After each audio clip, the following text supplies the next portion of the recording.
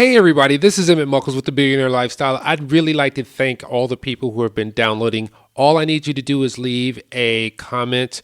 So I wanted to give out some shout outs to California because there's a lot of downloads that are coming from Southern California and Northern California as well. I want to thank Michigan. I want to thank Illinois. I want to thank North Carolina. I want to thank some places around the world. I want to thank Swaziland. Thank you, Swaziland, for downloading the Billionaire Lifestyle podcast and staying with the format. Thank you for making it, viable. Thank you for Germany. Thank you for Iowa. Thank you for Malaysia.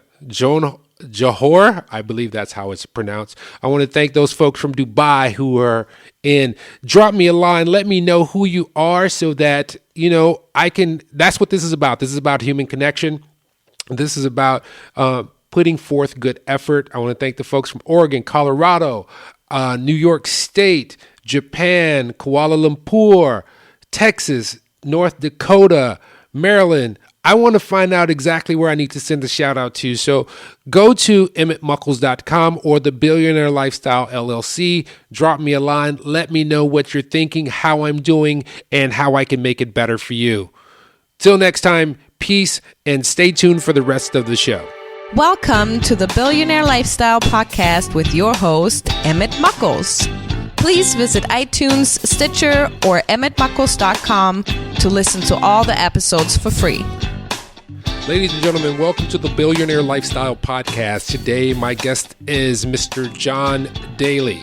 Now, don't confuse him with John Daly, the golfer, or John Daly, the old television show host. This is a different John Daly. How you doing, John? I'm doing great, thanks. You can see I did a little homework there to figure out who you actually are. Well, it's interesting. You actually go back to John Daly back from actually, he was back in the 1940s, 50s, and 60s. Yeah, that's true. And he was in the same, vocation as yourself. So just, I'd like to so that I don't get it wrong, I'd like you to, introduce yourself because I know who you are. I remember you from your television shows and I've seen you on YouTube, and you have a really great series on your website, which is you can get to johndaly.tv, and that's JOHNDA. I messed that up. DALY.TV, and you explain some very serious things that are close to my heart concerning media, and which is you should watch media with an entertainment mindset versus an information mindset. Well, actually, it's just the opposite. You should be looking at more as an information, and you should understand that the news media is more entertainment than they are news. And that's, I think, what some of the problems are that we're facing today. If you look at the majority of the news media, they take the stories, and whatever story it is, they do it as a sports show or an entertainment show. So it is this team against that team, Republicans versus Democrats, this candidate against that candidate, or based on the entertainment mode, it is, and this is what you do with great storytelling, is you have an antagonist versus a protagonist, and those two battle it out, and it's winner take all. And the problem is when you're doing that with news issues, the audience gets shortchanged because they shouldn't be there for entertainment. They should be there to figure out what is going on. And the problem is that the world today is changing so drastically in that, we have two major problems. There are two underlying problems to everything that you're going to see. And the first is we are an aging society. So we have a lot of people who are going to be kind of removing themselves from the economy, and they're going to be relying on other people to take care of them. And the whole thing about Medicare that's happening in the United States that most people don't understand is that the majority of Medicare recipients will have paid in only 1/3 of what they're going to use. The other 2/3 is coming from young workers. So the second problem, which ties into that, is the fact that technology is doing a great job at destroying jobs or lowering salaries, leading to a lot of income inequality. So now we've got this baby boomer crowd, which I'm a part of, that is retiring and is expecting the younger generation to pay for 2/3 of their medical bills, while this younger generation they're losing their jobs, or whatever jobs they get are not really well paying. So when you look at that, the lack of resources and the income inequality that's going on, you can look at every single issue that we're facing today, that our country is facing. And nobody's coming up with solutions, and there are solutions that are out there. So if no one's coming up with solutions, let's backtrack a little bit. Let's talk a little bit about your history and how you've accumulated this information, because you were a journalist at heart, correct?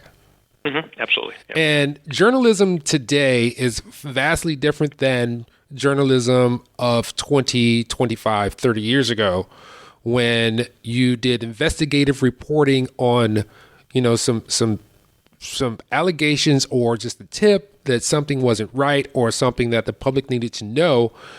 And today, we have this thing I'm surprised it's even in the vernacular of the public, which is fake news. So they're basically telling you, we're going to give you fake news. Mm-hmm.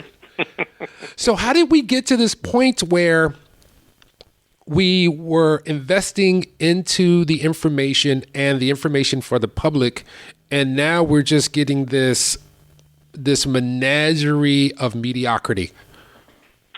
Well, and there's a couple of reasons that are logical reasons, and I wouldn't say they're all nefarious reasons. If you go back to the 1970s,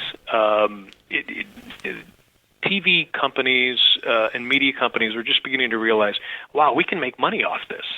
And it used to be a lot of the TV companies, they would, for instance, the CBS Evening News, that was like a lost leader for them.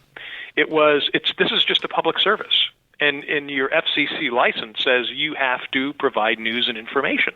That's part of what you have to do. All of a sudden, they began to realize, we can make money off this. If you look in the 70s, journalism brought down a president. Journalism ended a war. And so all of a sudden, the Woodward Bernstein, the Walter Cronkites, the trusted person. And then what happened in the 1980s is they removed what they call the fairness doctrine. So you don't have to bring that side and then another side. You can just go out there and just kind of tell what you want to tell. And so that sprung up, talk radio. That sprung up, eventually led to Fox News. It led to, some of the right-wing publications and outlets that are out there. I'm not saying there's anything wrong with them. I'm just saying that they've created a wider range of information, whereas in the 1970s and even in the 1980s, you watched Walter Cronkite or you watched Huntley and Brinkley, and you like, okay, that's my source. I'll take my 30 minutes. I'll go in, get my news and information. Okay, I'm done. You can't do that anymore. It's not one-stop shopping. You've got to go to a lot of different places. And the thing that's proliferated that is the technology. I mean, just look at today, the places where you can get news.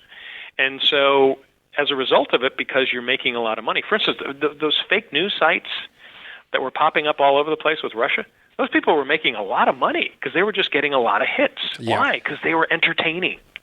They were giving you salacious stuff. And so it's been an outgrowth of that. And we're entertained people. And as a result of it, we're not paying attention to what's really going on. And there was a great article the other day about how a good portion of our society are kind of entertainment addicts. People just sit there watching their phone, watching their computer, and that's all they do. They don't do anything. They don't communicate with people. That's true. And all they want to do is be entertained. And unfortunately, I'm not saying everybody's like that, but I'm saying there's a good portion of our society that really just sits on their butts and want to be entertained. And I think that's in the situation we're in today. And with that, a lot of people are becoming rather antisocial as we relate it to, generations past. And that antisocial behavior for them to connect with the human, the only human, only real, what they perceive human contact they get is through these devices such as television, computers, smartphones. Do you think that played into how the programming is developed and the mindset put forth for the public? You mean programming in television? Yeah, programming in television. Well, here's the thing I try to explain to people is that these media companies are for-profit companies. Their job is to get your eyeballs to stay there so that they can make money off advertising. That's their goal. Their goal is, and as much as I criticize the media, I also say that it's the structure of the media is not set up for news and information. It's set up for entertainment.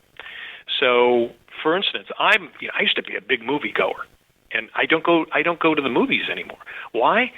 Television is so much more entertaining. I mean, it's great television drama, and I like great dramas. I like different series, and I do watch them, and I'm fascinated by it. On the other hand, when I want to watch my news, I want news. I want real news and information. Please educate me. Please entertain me. Tell me something I do not know. Tell me news and information from either big data or from sources that are going to help me live my life better, or they're going to help me understand what is going on in my world. And unfortunately, we don't get that in the news. What we get is we get the bleed over from the entertainment, from dramas. That's what gets in the news. And we also get reality TV. Now, I helped actually launch reality TV because my show, Real TV, was one of the first reality TV shows. So I'm always called a pioneer. But reality TV today is far different from the reality TV I did. And I'll show you how it kind of comes around back into politics. Real TV was the first all-video news magazine show. So every video we showed on there had to be true. It can't be doctored. And there has to be a story around it. And by the time Real TV was over, and I'd say by the mid-2000s, again, the entertainment business, they want more reality TV. They want more of this. So they would start trying to shoot as much stuff as possible. But here's what happened. When you just go out and shoot stuff, and you shoot people, this is reality, stuff like that, it's not that interesting. Yeah, and it's not going to sell. That's exactly true. So what did they do? They started scripting reality TV. So when you watch the Kardashians or you watch any of those shows, it's all okay. Hey, you've got to go and attack her, but I don't need to. Yeah, well, you need to for this show because the show's not going to be interesting. And if you're a producer of a reality TV show and you come into a studio executive and you say, I got this great reality show. Here's what's going to happen. It's going to be this and against this. And the studio exec's going to say, okay, fine. Lay out for me those 13 shows. Tell me exactly what's going to happen. He says, well, I don't know. I'm going to go out and shoot it. The studio executive is going to go, you want me to give you $3 million and you might come back with something? I'm going to lose my job. You need to tell me exactly what's going to happen. So all those reality shows are staged. And we're beginning to see the same thing in politics. And again, I don't go against or for anybody, but what is happening with this president and also with Congress is it's a reality TV show. There are things that are happening that are creating more chaos, creating more interest. I mean, we've had more interest. I mean, look at the news stations are through the roof as far as their ratings. All of them, even the lower ones, are doing really well. And to me, that's the entertainment mode that's happening. And what's really hurting people is the fact that we're not getting to the right issues. And a lot of people, and it's going to sound like I'm dissing Donald Trump and I'm dissing the people who voted for him, but a lot of these people who were so anxious, especially up in Michigan and Ohio, they're getting their jobs back. He's going to bring those jobs back. Those jobs aren't coming back. We're not going to have auto workers and auto factories like we did in the 1980s. They've opened the coal mines again. But guess what? Nobody's buying coal for electrical plants. Why? Because shale oil and natural gas is much cheaper and it's easier. And they're not going to be pulling coal out. And so, to me, I hear a lot of these people. Let's go back to the entertainment mode. Right now, there is so much online retraining for workers, especially workers like that. And all the studies show all that's available, only 5% is being used. Only 5% of the people who need to be retrained are using this. So they're all kind of expecting that these jobs are coming back. These jobs from the 1980s are coming back. It's not coming back. And if you understand where technology is going, and you understand these aging societies, we've got to change a lot of different things. And as much as I understand the immigration, and there are people that need to be thrown out of the country because they are causing problems. There's a lot of people, though, who are migrant workers who are keeping our food costs low, who are keeping a lot of things that we do low, because a lot of people don't want to do those things. So to me, it all comes back to this entertainment sports bias. And we're much more interested in the passion, the interplay between two people yelling or being angry at each other trying to win a point. So it's as opposed to really finding out and really educating us as what the Constitution, what our forefathers said was, we need to be a knowledgeable, informed society to make the right decisions. So it's basically and figure out what's wrong. It's basically keeping us asleep, kind of, while some things are happening, because that's what it seems like. Because the real issues are not being promoted or talked about or spotlighted. Instead, they're trying to keep you basically sedated until the end. I mean, but that's what it sounds like. Well, and it's true. And then when you figure all the money that is in politics now, and the fact that we had Citizens United, special interests are controlling things, and most of the special interests are trying to keep the status quo. They're trying to keep down new technologies, new ways of thinking, and as a result of it, we're kind of stagnant. To me, to me, it's like you need these 5 solutions. You need tax reform. We need to get rid of the majority of deductions that are out there, because all they're doing is they're ruining what would be a free market. They're just giving certain players an extra advantage, and only because they paid more money to get somebody into office. So you need that. We definitely need healthcare reform. It has to be done. I mean, the Obamacare, although well-intentioned, has really caused a lot of problems for people. And what it's done, it's created less of a free market. We do need infrastructure repair. So we do need an investment there, but it needs to be public-private. We also need retraining. We need massive retraining, but there has to be, it can't just be free retraining. It's got to be, you got to have an incentive to do that.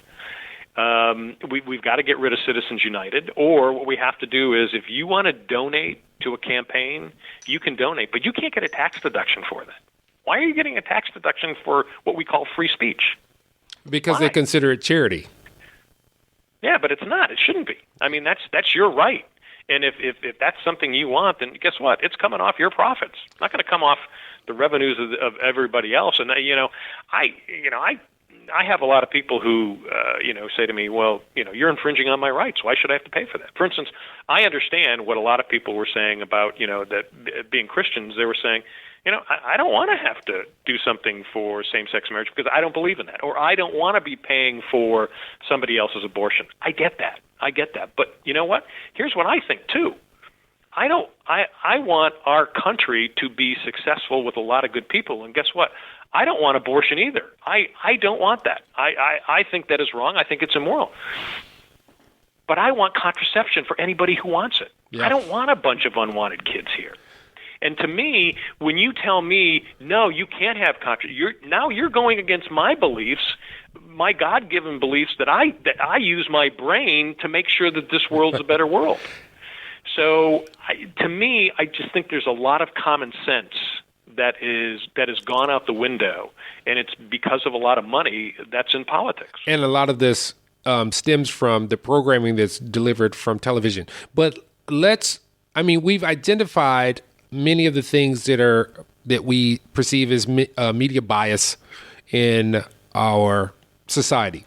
How can an everyday person avoid or navigate media bias in their life so it's controllable and they're not consumed by it? It's actually I'm not going to say it's easy, but at the same time too, it does take a little bit. It takes a little bit of effort, and primarily it's trying to teach yourself. And that's when I wrote my book. This is what it was to try to teach yourself how to become a journalist for yourself. So the most important journalist in your life is you, and that means you got to develop and use journalistic skills. The skills that we want all of our news people to have. Social media is the new news media, but it's loaded with disinformation, sales pitches, people just, spouting their opinions. And if for instance, I always tell people, don't repost something that you can't verify, or it doesn't look like it came from anybody credible. Why would you post something like that? So you've got to question everything you see on there. When you're if you're somebody who's right wing, or you perceive yourself as right wing, and you just watch Fox News, you don't need to watch Fox News. You need to watch MSNBC. And the same one, people on the left, they need to be watching Fox News. You need to be looking at what the other side is doing to verify your own beliefs, and two, to understand where what could be the opposition is coming from. The other thing it's going to do is it creates trust. Yeah. And the problem we have in our country today is we don't have a lot of trust. And if you don't have trust in a society, and Francis Fukuyama wrote about this in his book called Trust, and it all comes down to the societies who have been successful have been societies where there has been trust among people. We do not have trust among people. In this country right now, we are two countries with our own sets of facts, and we're not talking to each other. So do you think that it is the media biases causing this mistrust? Because I believe it, because here's one of the things that I always speak with people about. I am an African-American man, middle class, I own a home, I'm married, I have adult children, and I have little children, and I am not in the narrative of a gay black man or a thug. My narrative is just not spoken to the American public through media. If it is a clown who is, the middle class guy of a friend or something like that. But as just a basic human being, I'm not represented. So, that also creates a level of mistrust, because I've seen it in my own life where people perceive me because of what the media has presented. And I see that with other cultures, and particularly the war. I hate to say it like this because some feminists are going to really get on my case. There's actually a war on men. And it's not and it's not just white men, it's the masculine has an assault on it. And so how can people, outside of turning off the television, becoming more social, where do they find this information, particularly because we are in such an inundation of information? It's learning to create common sense within yourself. It's to question even the things that you think you believe in, to question them. To be honest with you, the biggest thing I tell people to do is read a book. It sounds really corny, but read a good piece of nonfiction from an expert that is on an issue that that you're interested in. One of the things I teach people is to get Audible. Yes. And I have Audible on my phone, so I listen to books on tape. So when I work out, I'm listening to a book. And one of the things, and the reason I get praised a lot by a lot of people, or why I get to be on great shows like yours, is I'm pretty well read. So, for instance, I just finished Tom Friedman's new book, and it's called Thank You for Being Late. It's a brilliant book. And if more people looked at it, and even people on the left and the right would agree with a lot of different things in that book. And I think part of the problem is that if you're reading a book, you're quiet. You're taking things in. You're being reflective. You're also getting information from somebody who's not yelling on TV or who's got an axe to grind. You got an expert who's researched and taken in every aspect of it. And to me, the more informed you become, the less inflamed you become. That's why I did informed, not inflamed. But to be honest with you, the more informed you become, the less you're going to be speaking out or spouting opinions. You're going to be more listening to people, and that's what we're doing. The problem with the yelling and the screaming is most of the people who are yelling and screaming are not informed. And to me, I always tell people, read a book. Or if you are going to watch news, cable news, watch a lot of it, but watch a lot of different things. Don't get stuck watching MSNBC, or don't get stuck watching just Fox. And the other thing is listening to friends. I mean, the whole thing we're trying to do is we're trying to solve problems. Listen to your friends. What bothers you? Why is that bothering you? How would that change? How is that better? And then ask yourself, how can I help that? That's what we're not doing. We're not figuring out how to solve problems. We're figuring out how to stand on ceremony and tell everybody why they're wrong. And it's as simple as that. And it's trying to form trust. Or, you're diametrically opposed to somebody. Go make friends with that person. Yeah, I've done that. That's the thing to do. I mean, I'm never diametrically opposed from anybody. And at the same time, too, I can always find the opposite of what that person's saying. Just because, one, I'm well-read, and two, I like to, let me push you a little here. How do you feel about this? How do you argue about this? And you get to know. I'll give you a great example. A good friend of mine, and this was about 5-6 years ago, owns a business.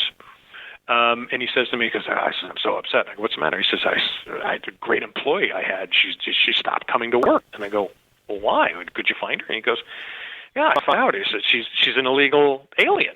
And she'd been using a Social Security number from her sister. And her sister now wanted the Social Security number back because she had already had a kid, and now the kid's off to school, and she wants it back. So she went back to work, and so I lost my employee. And I go, wow. So what are you trying to do? And he goes, well, I'm making a lot of phone calls. I said, what, are you getting her deported? He goes, no. He says, she's the best worker I ever had. I want to hold on to her. And this guy is as right-wing and as, put up the wall as anybody. But when he faced this problem, he was like, no, I want her back. She's a great worker. And, to look at this guy and say, you're just a right-winger. No, he's not. He's not. Look what happened to him. But I think, granted, it was, it was kind of selfish in some respect because he wanted to help his business. But if you sit and really talk to people, especially your friends, you don't talk to everybody or people you don't know. Talk to your friends. Find out what's going on with them. Yeah, let me interject here. I think a lot of what Americans experience is the fact that they're ignorant. And when people have to understand what the word ignorance means. It means you simply don't know. And I traveled a great deal across this country, and in some places there's no diversity outside of what you know. And when people see television, they gather all their knowledge and opinions about the world based on what someone is feeding you versus what you've gone out and acquired. And a lot of the times, I think that's where our problems stem from. But I have another question for you. Mm-hmm. Do you think that our society has suffered a dumbing down effect because of this media bias and the path that media has taken in our lives? Yeah, I think in some respects it has, and I think some of it's innocent. So, for instance, when they say there is a liberal bias in the media, they're right. There is a very unconscious liberal bias. But I always say to them is that, look, I was a newspaper reporter at 17 years old, and I had to learn how to write to a 12th grade level. So, I'm sorry, to a 12-year-old level. So I had somebody who was in 8th grade. And why do you do that? Well, back then you were trying to get a broad appeal, so you're trying to get as much news and information. You're trying to take the complicated and make it simple and more interesting, or simple and understandable. And sometimes when that happens is you do dumb it down. And so the natural reaction for what I would call the conservative media, and the conservative media ends up being, people who are in corporations, people who are independent, people who are, going off on their own, doing their own thing, and mostly people who are pretty successful. And so that's kind of the dumbing down effect, and there is some truth to that. But what what has really happened more than anything else is, I think it's more people have gotten lazy because the ability to be informed is so easy now. Yeah. And people just aren't doing it. So I think it goes back to, I'm gonna say it's this entertainment addiction, that people are just sitting there glued to whatever platform they have, and they're just watching it. They're just watching, YouTube videos of people falling off their bikes or something like that, and they're just watching that for hours. And that's fine. The bad thing is that you're voting. The bad thing is that if it's true, countries like Russia are infiltrating and forcing you to vote a different way. So let me ask you about this. There's a media outlet or news outlet that I am a fan of, and that media outlet is Vice News, because it actually seems like they do the work. Great, isn't it? I mean, it just blew me away because the only other entity that's on network television is Charlie Rose, because everyone else seems to be, they get their script, they read that thing to the teleprompter in the way that newscasters are trained to talk with their head and their hands and inflection. But when I go to CBS, and I'm just saying what I witness is that Charlie Rose and Vice News seem to be the only true breath out there. Are there other mediums out there or other entities out there that represent the true vision of journalism? I would agree with you. Vice News is great. I love Charlie Rose because he probes and doesn't get pissed off at anybody.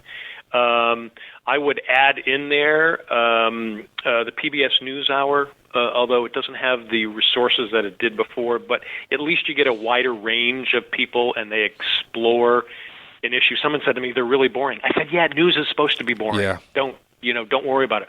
And then I would also add The Economist. It's the news magazine from Great Britain, and it's a weekly. And to me, it is, and again, do they have a bias? Yeah, they have a business bias, a free market bias, and they kind of see America through kind of a European or a British viewpoint. So for some Americans, it might come across a little liberal, but the business side of it's, kind of conservative. So they got kind of that mix there. But what I love about The Economist is the fact that you are getting an objective point of view of America and American politics. So I eat up usually what they offer, and they just back it with great facts. And it's a publication I've actually been reading since I was in college or high school, and so I would add to that. So those are actually 3 or 4 really good sources. So what do you think about What do you think about Frontline? I really like what Frontline represents, and I consume it through the internet because a lot of them, I turned my cable off because it was just too annoying. I just flip channels all day and never land on anything. But Frontline was one of those things that really got me thinking, and I found alignment with. One of their best articles was about the credit card situation in America, which kind of ties into this, where we're just this comfortable, get it done kind of thing. But I want to ask you several questions here. So your book, where can people get your book? You can get it on Amazon. The book is, and just to qualify here, the book is about 10 years old. So the structure of the book is how to navigate a media bias world. Here are tips for you. So it's not a long book. I wanted to write a book to give people kind of a mindset of how to, and some of the stuff we're talking about here, how to approach news, how to not get upset about news. You're smart enough. You can figure out what they're saying. They're not going to influence you. You'll understand what it is.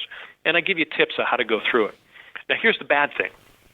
There's no Facebook and there's no Twitter mentioned in there because they didn't exist at the time that I wrote that. So one of the reasons why my website is up, Informed Not Inflamed, is to kind of pick up on the theories and themes of the book on how to be well informed. So that's what we do it. And a second book is in the works to add with the new technologies, because with this new social media technology, I mean, the things that we can do now, and the things I think I'm a better journalist now, even though I'm no longer in the news business. And I'll give you just a great story.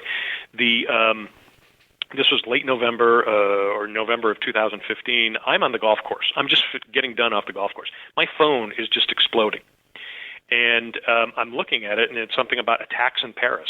Well, okay, fine. So just kind of kept watching. I got home, turned on the TV, opened the computer, and went to my Twitter page. And I have a Twitter news site.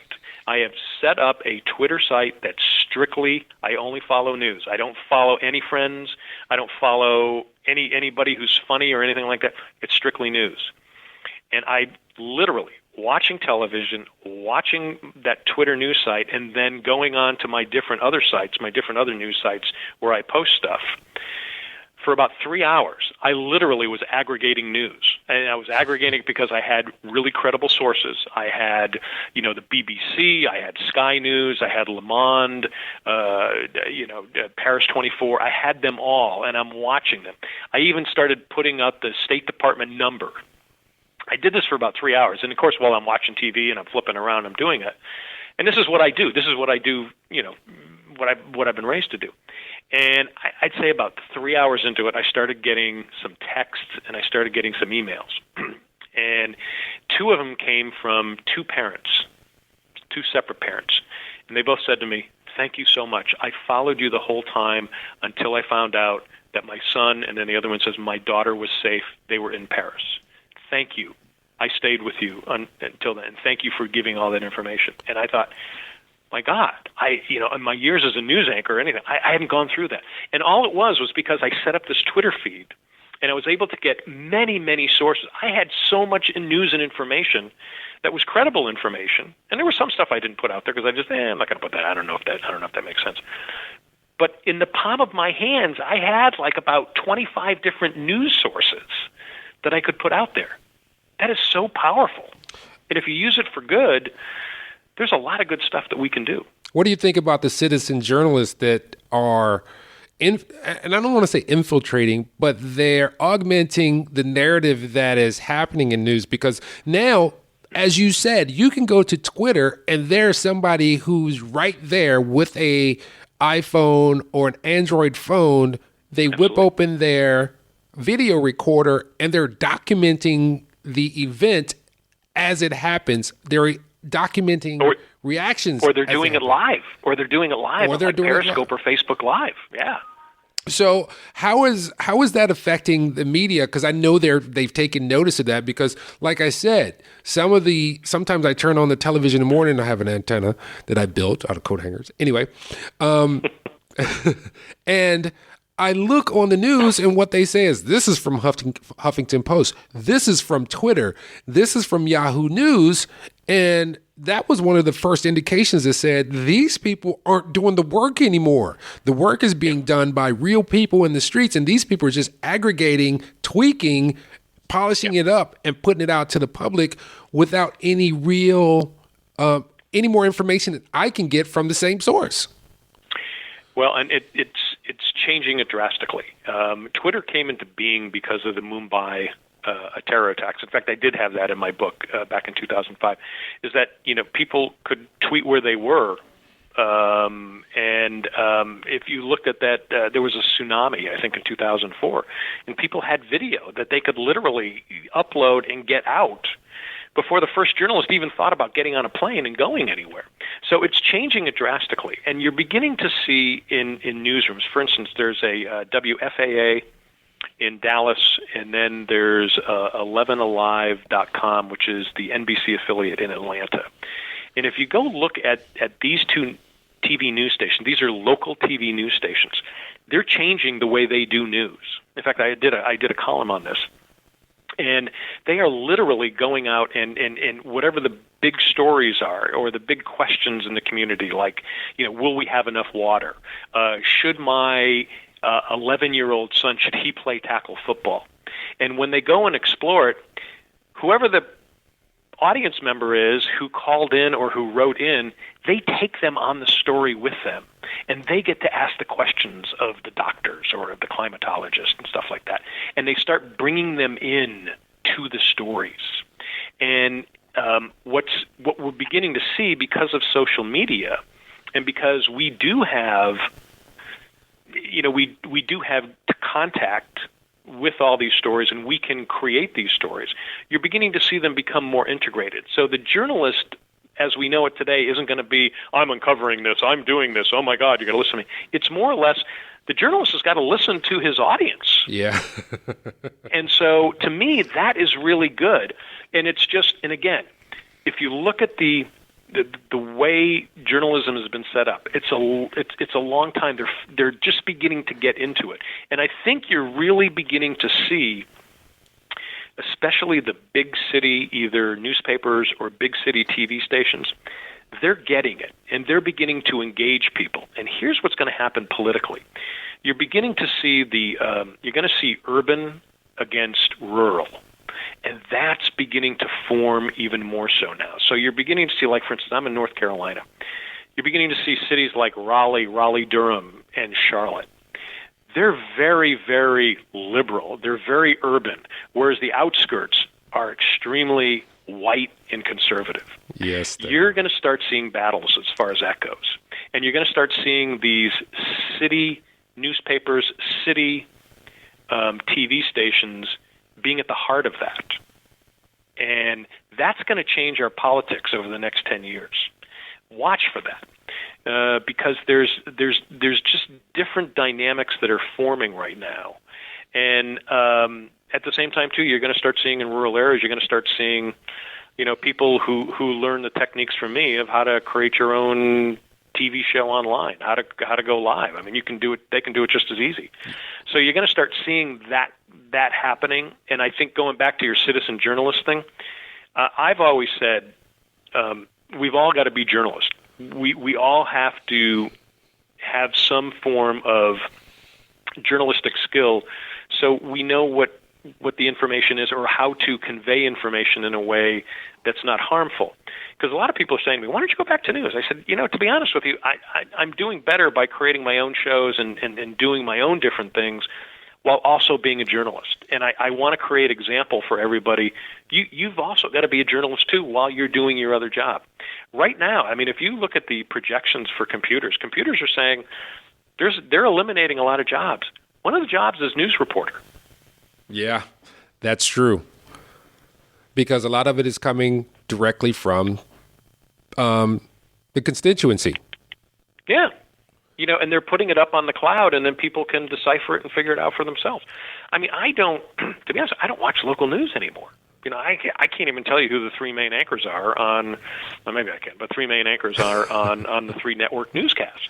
I really, because I don't watch them. And because I've got a cell phone, I've got my Twitter feed. I'm much more informed now than I ever was before. I have to ask you this. If you were to, tomorrow morning, get up, you have your coffee, there's a ring at the door. Ding dong. And there's a young man who's standing there, and he's you at 20 years of age. Let's go back to 17 years, because you say you started your journal. What would you tell him to move him forward with a little more ease? As far as in the news business, you mean? In life. Or just anything? In life. I would tell him to make sure to get a skill that is science, technology, engineering, or math, and have that. And then make sure you develop some artistic side as well, so that you're just not stuck in there.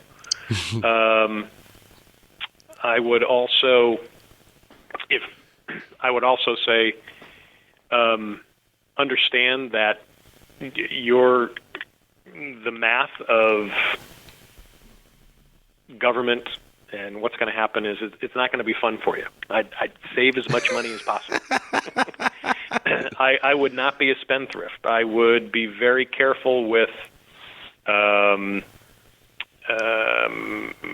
how you treat yourself, how you become healthy. That's a really good one, because we don't. if you're alive long enough, you have a comparison that you can fall back on mentally. And, you know, when I look at something, I remember seeing this in, I forgot what movie it was. It was the Arnold Schwarzenegger movie where, I forget, but I remember her saying like, man, this Coca-Cola costs $5. And at the time I was like, that's crazy. But if you, you know, if you compare the prices that 20 years ago, if you go compare the prices then, you're saying like, wow, I'm living in that future that I thought would never get here. So, and I remember a friend of mine saying, you know, hey man, I'm thinking about retiring. This is 1995. He was like, I got $400,000. I'll be set. Wow. That's nothing nowadays for retirement. So, you know, I do understand, and there's a lesson that I've kind of been picking up on, and it started off with working out. I was like, I'm not listening to anybody who's at least 10 years younger than me. They have to be within 10 years of my age or older, because then I know it actually works in the long term. Yeah. Yeah. I mean, one of the things that I've learned since working with Liberty HealthShare and seeing all the research is that 90% of what ails us can be cured or controlled by lifestyle change.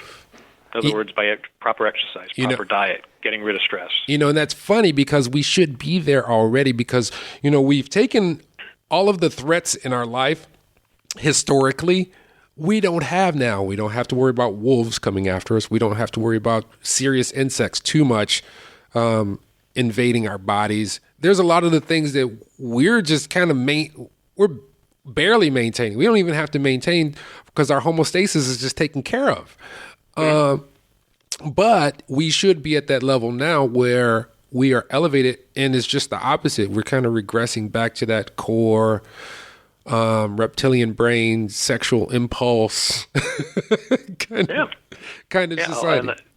And a lot of that is that way, and it's and for all the religion we have, we're not impressing upon people enough to live a better life, and or the joys of living a better life. And again, it goes back to the entertainment. If you got your head stuck in a phone all the time and you're not talking to people, that's not healthy either. So, yes, I would tell the kid, just make sure to get science, technology, engineering, and math. Make sure you got something in that, and understand that your job is probably going to be eliminated. Yeah, or learn how to run a machine is really what you need to do, because the people who know how to run computers and machines, those are the ones who are going to always have jobs. Those are the ones who are going to be prosperous in the matrix. Let me ask you this, Mr. John Daly, what do you have in the works currently? Well, I got a couple things. Again, our company's called Now TV, so we're doing the Undercover Jet Setter, and we're trying to push that show and make that show successful, and so it's all over the place. And it's a travel, food, wine, and golf show that's done strictly off the iPhone. So, and we're also trying to teach people how to shoot their own shows off the iPhone, or how to just shoot your vacation videos so they look good and you enjoy your vacation without having to spend a lot of time shooting it, and then you're also safe on your vacation, because a lot of people die taking pictures on a vacation. Believe it or not. So just step back one more time. Yeah, there you go. So we're doing that. The other thing is Liberty HealthShare. And that's really beginning to expand. That is an alternative to health insurance. It is medical cost sharing. It is allowable under the Affordable Care Act. I think it's going to get even bigger as they repeal and try to replace Obamacare. And I'm doing a radio show for them. It's called HealthShare Radio. It's now syndicated. And we are going to expand to probably like 150 different stations, and then we're also going to start HealthShare TV. So is that we're actually building a TV? Is that a community health platform? It's Liberty HealthShare. Yes. It's actually nationwide and worldwide, so anybody can be a member. We just agree to share our bills. It's not insurance. We agree to certain principles so that we all agree. So you don't smoke, and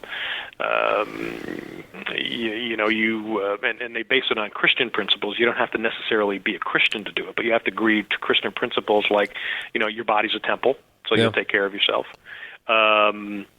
We do accept pre-existing conditions. So it's the village taking care of the individual, and the individual That's being exactly part of the what village. it is. It's what they did in the 18th and 19th centuries. That's when farm churches got together, is that, you tithed.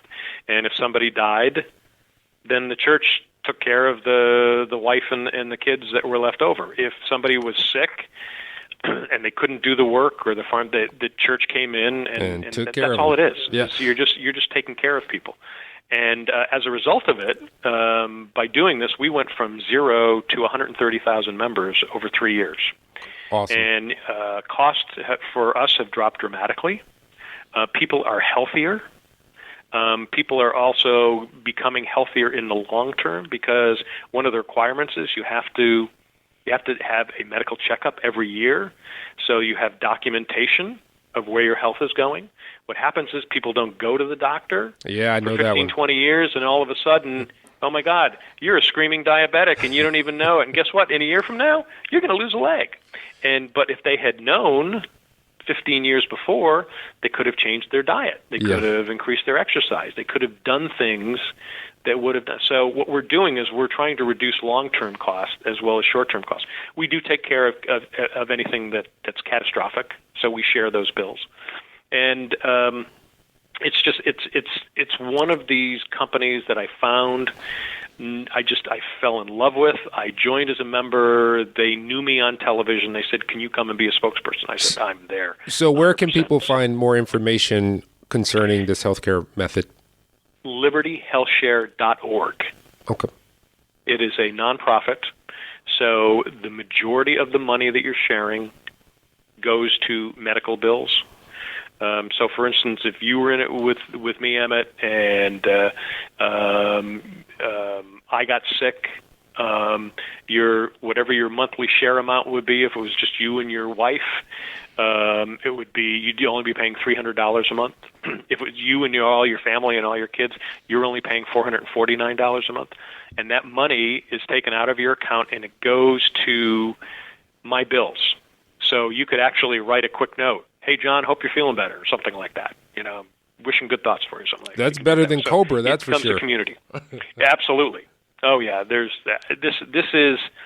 I've gotten so many friends who are involved in it, and I've got so many friends who have had 3 of them who have had life-threatening situations within their family or themselves, and they have just called me up and said, "Thank you for getting me involved, because this did not wipe me out financially. It made me healthier, and I was able to survive it." So it's the greatest thing in the world, and if they continue the talk as far as repeal and replace of what they want to do, and to be honest with you, neither side has a clue of what needs to be done.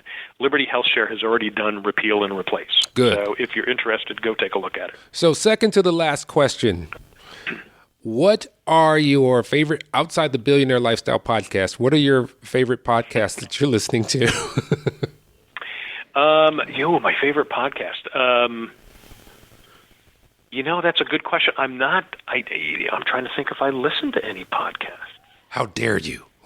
Well, no, I mean, I'm trying to think if they're podcast or radio shows. So a lot of them are one and the same now, because outlets are recording their audio and video and releasing them as podcasts. Yeah, and that's kind of what we're doing with Liberty Health Share too. So, I'm drawing a blank because I do watch and listen to so many different things and so many different experts. I listen to Stratfor quite a bit. Okay. Stratfor, and that's Strategy Foreign or something like that. I can't remember what it stands for, but that's all right. I'm gonna let you off the hook on that one. They have a great insight into what's going on in the world, and I always tell people, and it's a membership site you got to join to get information, but it's great for if you're traveling overseas. By the way, one of the points that you made before, which is a great point that I bring up in my book, is that if you really want to break media bias and you really want to become more informed, travel and go to different parts of the country and learn to live with other people. And that is huge, because we literally live, the United States is made up of 11 different nations. And there's a great book out there called The 11 Nations of North America, and I'm drawing a blank on the guy's name. Colin, I can't remember his last name now, but it's a great book. Colin Woodard Woodard, Colin Woodard. And it's a great book, and he breaks down the different regions of the country, how they're completely different nations. And but what you said made a ton of sense, and I agree. You did. So there's Yankeedom, New Netherlands, the Midlands, Tidewater, Greater Appalachia, Deep South, El Norte, and the left coast and the far west. So, and I've lived in 5 of them, and that has given me great insight. I mean, for me to go from New England, liberal, very, gun restrictions, and then to go to Las Vegas, where it's a little bit of the wild, wild west compared to the way New England was. But, I didn't have a problem with the fact that my neighbors had guns, and they said to me, "Hey, if you're not here, and your wife's at home, just let me know. I'll be there if anything happens." And this is interesting. I'm actually on one of the websites that's showing that, and this is pretty interesting because I can see it now. It becomes visual once someone points it out to you. Well, and what's fascinating is I live in Sunset Beach, North Carolina, so I am just north of Myrtle Beach. And just north of me is the line for the Deep South and whatever the Mid-Atlantic one is. And in Wilmington, North Carolina, which my is favorite just place. Wilmington's one of my favorite places too. Great restaurants. That is a completely different country compared to, and I'm in an area that's associated with the Deep South, with the Alabamas and the Mississippis and all that. And you know what? There is a difference here. Yeah, Wilmington's and I can see it when I go up to Wilmington. Wilmington's like a Bohemia artistic town. It's affluent and it's too. Totally different from here. It's very affluent. I've been going there because there's a nuclear facility. GE Nuclear was there, and I did some work in the laboratory. And Wrightsville Beach, I brought my wife and kids there. I think it was like 94. And been going back and forth there for years, but I watched it as the houses were like $200,000 for a beach home back in 94. Now they're several $1 million for that same home. Absolutely. Oh, it's amazing. Last question. Where can people reach you? Give me everything. Give me Twitter, give me Facebook, give me Google Plus, give me your Pinterest, whatever you have. The best thing is just you can go to all of them, and it's John Daly, JohnDaly. If if for some reason you're not getting it, it will be like it'll be John Daly TV because of John Daly the golfer, as you pointed out in the beginning of the podcast. So I differentiate myself by putting TV after that. If you go to my news Twitter site, it's I believe it's at John Daly News. If it's not, then it's hold on a second because I'm kind of that's all right. Informed, not inflamed. The Twitter is at John Daly News. The Facebook site, it would be Informed, Not Inflamed. Facebook.com/Informed, Not Inflamed. So you can find that. So it's either Informed, Not Inflamed or John Daly TV or John Daly News, and you can find me on a number of different things. You can go to undercoverjetsetter.com. That's our site for the TV show, and then we also have Undercover Jetsetter on Facebook as well. So you can see a lot of the stories that we're doing there. And all of these will be in the show notes on EmmettMuckles.com, or you can go to the Billionaire Lifestyle LLC.com as well. I want to thank you so much for imparting such great information upon the Billionaire Lifestyle listeners. Make sure that you look John up. Just look him up because I think there's some information that you will be able to find ongoing that will enlighten you and help you to navigate this crazy maze of matrix-like society that we're living in. I'm not a conspiracy theorist, but you just have to notice what's happening around the world. Please go to informednotinflamed.com. There's some great information there, and I implore everybody to go to his website for the simple reason he has these videos up on his website that explain a lot of the things in detail in their own little videos. It's a media stream that will give you some great insight. There's one thing that I always say: when you get up in the morning, there's one thing that you're going to have to do. At some point, you're going to have to wipe that crazy stuff off your eyes and fix your hair. During that time, you're going to look in the mirror. And that mirror is going to stare back a set of eyes. Those eyes are very unique to you. There's not been another like them on this planet ever, which makes you one in a billion. In the very least, you own inside your body at least a billion or a trillion cells, which makes you a billionaire lifestyle. Why not live the most fruitful you can for those billion cells? Find your passion, find your drive, love yourself. Thanks, John. Emmett, thank you so much. Love what you're doing. All right, thank you.